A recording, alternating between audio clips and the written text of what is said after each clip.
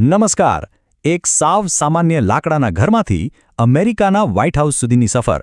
સાંભળવામાં કોઈ ફિલ્મની વાર્તા લાગે ખરું ને? પણ આ હકીકત છે. ઇતિહાસમાં એવી બહુ ઓછી વ્યક્તિઓ છે જેમણે આખા રાષ્ટ્રને તૂટતું બચાવ્યું હોય.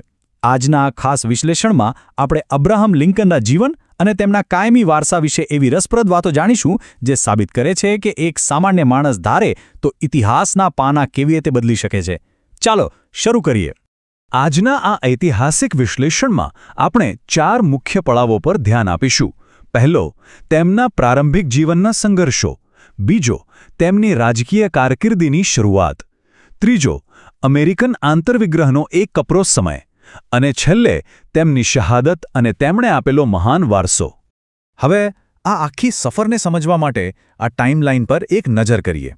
1809માં સાવ સામાન્ય શરૂઆતથી લઈને 1860માં પ્રમુખપદની ઐતિહાસિક ચૂંટણી સુધીનો દાયકાઓ લાંબો સંઘર્ષ. પણ ખરી વાત તો એ છે કે ત્યારબાદના માત્ર 5 જ વર્ષમાં ઇતિહાસ કાયમ માટે બદલાઈ જવાનો હતો. 1865 સુધીનો આ એવો સમયગાળો છે જ્યાં દેશના સૌથી મોટા અને કઠિન નિર્ણયો લેવાયા.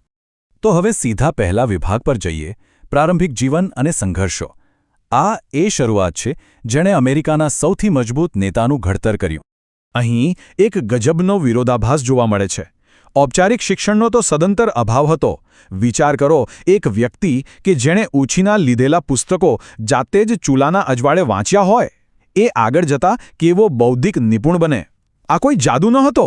આ માત્ર ને માત્ર અથાક પરિશ્રમ અને કંઈક નવું શીખવાની જિજ્ઞાસાનું પરિણામ હતું. આ જ મહેનતે ભવિષ્યમાં કમાન્ડર ઇન ચીફના સર્વોચ્ચ સ્થાન સુધી પહોંચવાનો રસ્તો ખોલ્યો. એકદમ પ્રેરણાદાયક, ખરું ને? આગળ વધીએ બીજા વિભાગ તરફ. રાજકીય સફરની શરૂઆત. આ એ તબક્કો છે જ્યાં તેમના વિચારોને એક વ્યાપક રાષ્ટ્રીય મંચ મળવાની શરૂઆત થઈ. હવે આ પ્રગતિ કે રાતોરાત નહોતી થઈ ગઈ. શરૂઆતમાં ઇલિનોઇઝના સ્થાનિક રાજકારણમાં કાયદા અને લોકવ્યવહારના પાઠ શીખ્યા.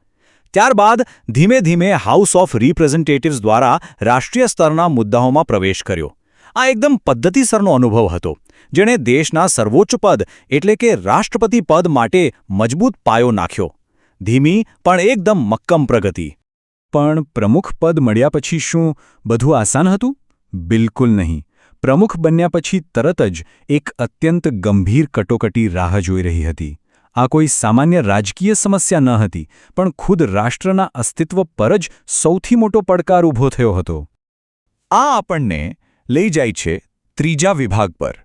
અમેરિકન આંતરવિગ્રહ એટલે કે સિવિલ વોર. રાષ્ટ્રોમાં પડેલા ઊંડા ભાગલા વચ્ચે આ એવો કપરો સમય હતો જેણે તેમના નેતૃત્વની સાચી કસોટી કરી. આ જે તણાવપૂર્ણ સમયગાળો છે જ્યાં ઇતિહાસે તેમને ધ ઇમેન્સિપેટર એટલે કે મુક્તિદાતા તરીકે જોયા.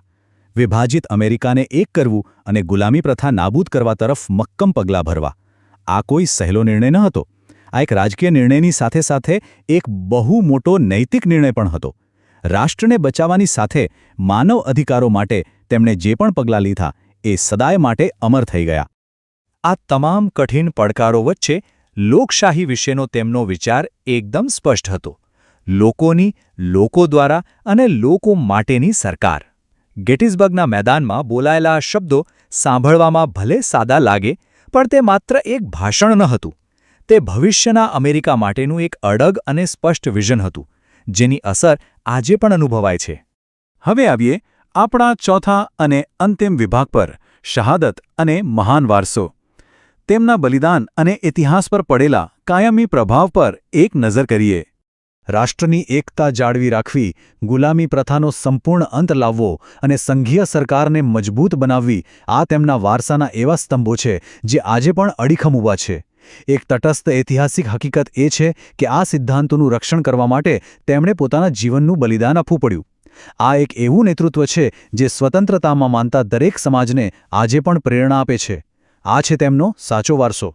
અબ્રાહમ લિંકનનું જીવન એ વાતની સાબિતી છે કે સાચી નિષ્ઠા અને અડગ ઇરાદાથી કોઈ પણ અશક્ય લાગતું કાર્ય સિદ્ધ કરી શકાય છે. પણ આજના આ ઐતિહાસિક વિશ્લેષણના અંતે એક ઊંડો વિચાર કરવા જેવો છે. લાકડાના નાના ઘરમાંથી શરૂ થયેલી એક સામાન્ય વ્યક્તિની જીવન સફર આખરે કેવી રીતે સમગ્ર રાષ્ટ્રના ભાગ્યને હંમેશા માટે બદલી શકે છે. બસ આ જ વિચાર સાથે આજના વિશ્લેષણને અહીં પૂર્ણ કરીએ છીએ.